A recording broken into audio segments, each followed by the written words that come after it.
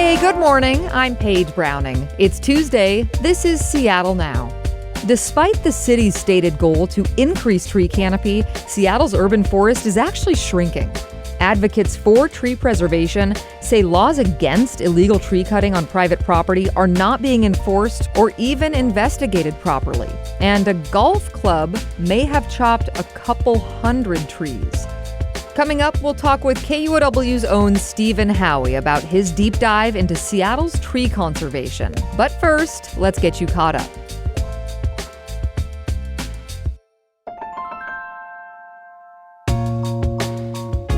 Seattle City Council has its vote today on whether to allow street closures off of Aurora Avenue North.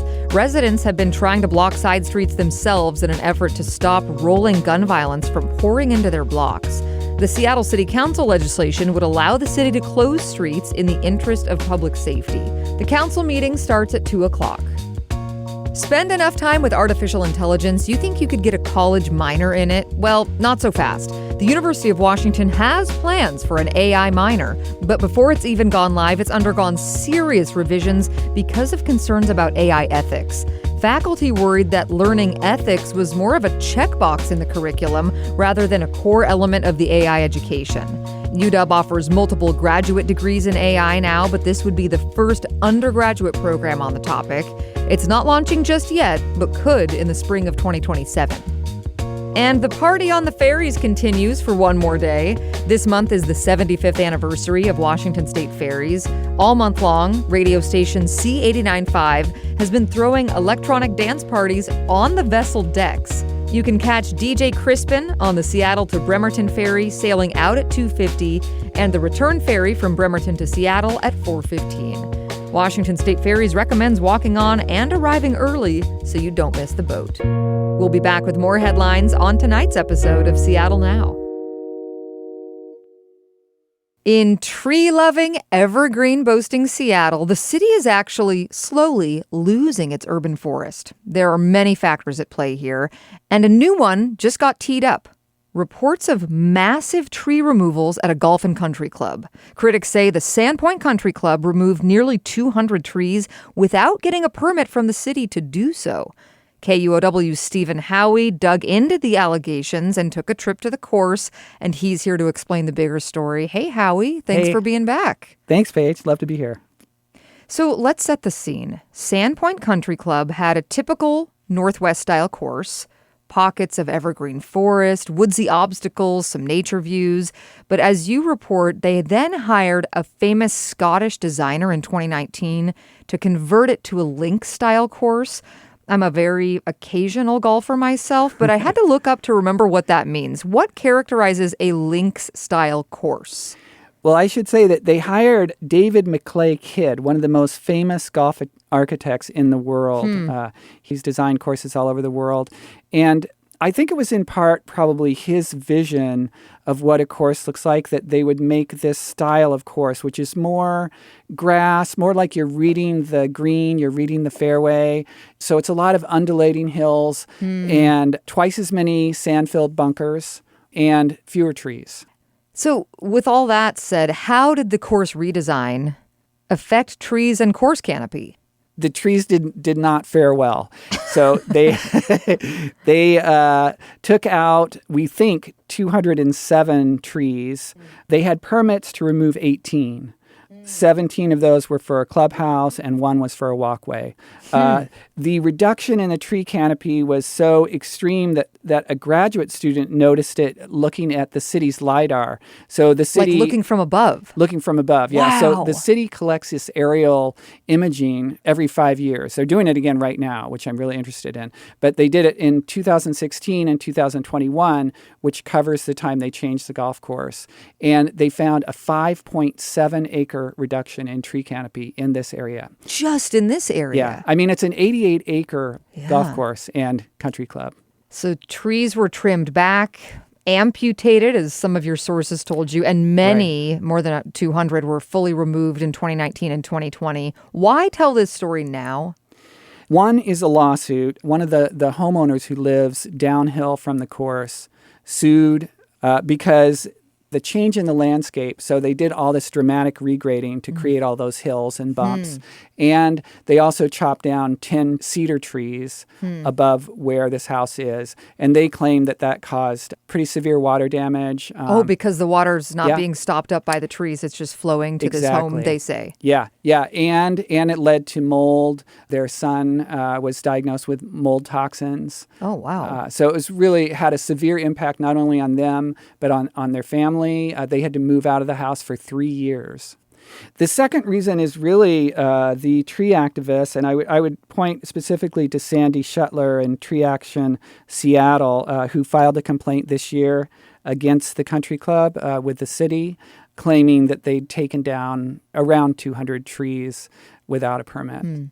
We'll move on from the golf course for a moment. You report that what happened in Sandpoint is part of this larger problem of Seattle losing its trees. So we're going to scale out of the golf course to see Seattle's whole canopy from above, if you will. What's been happening? Right. Okay, so I should say that the city has an official goal of increasing its tree canopy. Yes. So the goal is to increase a tree canopy to 30% by 2037. Okay. Which sounds very doable if you know that we are at 28.1% right now, or in the last reading. But we've been going the wrong direction. So I mentioned the LIDAR study. So they use that to evaluate tree canopy. And we'd actually gone down between 2016 and 2021 by 255 acres of tree canopy. So the size of Green Lake in trees. Right. And so 6 of those acres were at the Sandpoint Country Club.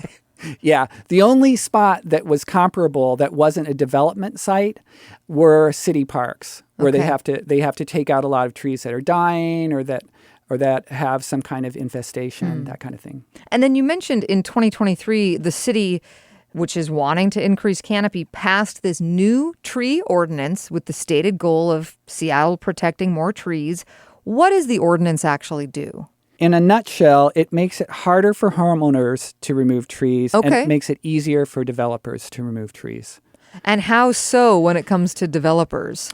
The idea is that, we're increasing housing, but the ordinance allows them to cover more ground with their development, so 85% of the area can be developed. Regardless of trees present? Yeah. And it also requires, if they take down trees, they replace them, but a lot of the times they're taking down big trees and replacing them with saplings. They could also pay the city to plant trees elsewhere to make up for trees they're taking down. And Investigate West, Robert McClure did an amazing study about how the number of trees cut in Seattle has increased pretty dramatically in the 2 years since the ordinance passed, or now 3 years since. So you talked with a lot of people about how this tree ordinance is actually working, including with a Seattle arborist. What did he tell you? Yep, Scott Baker. He lives right near the Sandpoint Golf Course. He's been an arborist in Seattle for more than 30 years. He started a company called Tree Solutions. So he's been a consultant. He actually teaches classes for arborists who work at the city of Seattle. And he said that basically this ordinance needs to be changed if we're going to save Seattle's tree canopy. With the new mayor, we're trying to, people are trying to reverse this and craft an ordinance that makes sense, that puts the screws on developers and makes allies out of property owners. The current ordinance is a giveaway to anybody in the development business and puts the onus on property owners. So we're under this tree ordinance now. Seattle City Council member Dan Strauss led the legislation. What does he say about how it's working? He would object to the framing of this as a giveaway for developers, first of all. And I think that Dan Strauss sees this as kind of the first step, like an ongoing process of trying to improve tree canopy. I mean, there's obviously a kind of conflict or perceived conflict between housing and housing density and trees, where there's got to be some kind of a balance.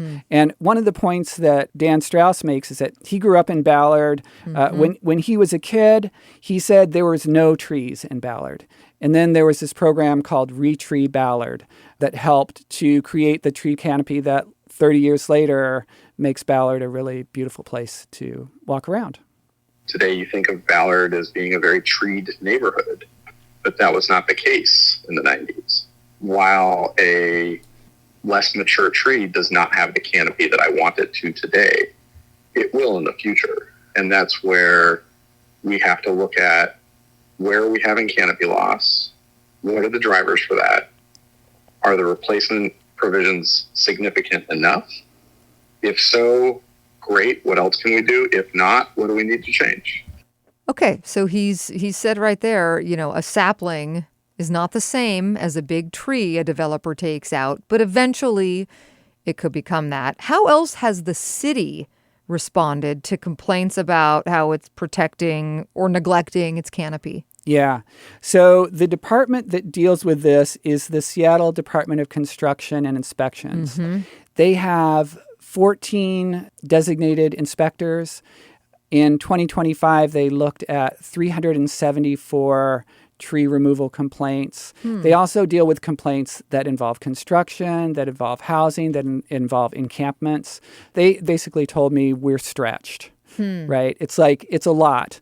The tree advocates say that what happens is these people go out to a site where a tree's been removed, and even if there's evidence that the tree was removed, as in a giant pile of mulch. Yeah, mulch or a right. stump or whatever. Right. And they even use stump removal, these giant claws to break up the stump. So there'll be just a big this pile. Thing's gone. Yeah. Yeah. And they will report no cutting observed. So if they're not catching someone red-handed, they are basically closing complaints. At least that's the claim that's being made. Looking at the bigger canopy and issue here, many arborists, most ecologists will say it's increasingly important that we have healthy trees. Remind us what tree canopy provides for urban spaces in Seattle. Yeah, they do a lot. They do a lot. They do a lot. Trees are amazing. Trees are amazing. They're beautiful. We live in the Emerald City. They cool the atmosphere. They suck in pollutants, and they also lower the temperature. So one of the things that's been kind of a concern as the Earth has been getting hotter is these things called urban heat islands. Right. And Seattle is, I think, number 5 in the country in terms of urban heat islands. Wow. So what they found is that in a really urban area with no trees, the temperature can be 20 degrees hotter than in a rural area under the same weather that has a forest. Yeah, I mean, that's the difference of being able to go outside and play your basketball game or not, or the difference of life and death if you're in a home with no AC. Exactly, yeah. Yeah, and so the tree canopy really does serve a number of different benefits. It also, during flooding events, trees absorb stormwater, so it can prevent flooding, and it also increases ecosystem diversity. Sure. So it's bird habitat. It's small mammal habitat. Squirrels, definitely. Stephen Howey's a senior online editor and reporter at KUOW. Thank you so much for coming on the show. Thank you. I appreciate it. And we'll drop a link to this story in the show notes. Thanks for listening to Seattle Now. If you would, take a moment to rate and review this episode in your podcast app or share this episode with a friend. I would love that. Thank you so much in advance. Today's episode was produced and edited by Andy Hurst. Our production team also includes Caroline Chamberlain-Gomez, Vaughn Jones, Brooklyn Jamerson Flowers, and Patricia Murphy. Greg Kramer does our theme music. Seattle Now and KUOW Public Radio are members of the NPR network. I'm Paige Browning. Talk to you tonight for Evening Headlines.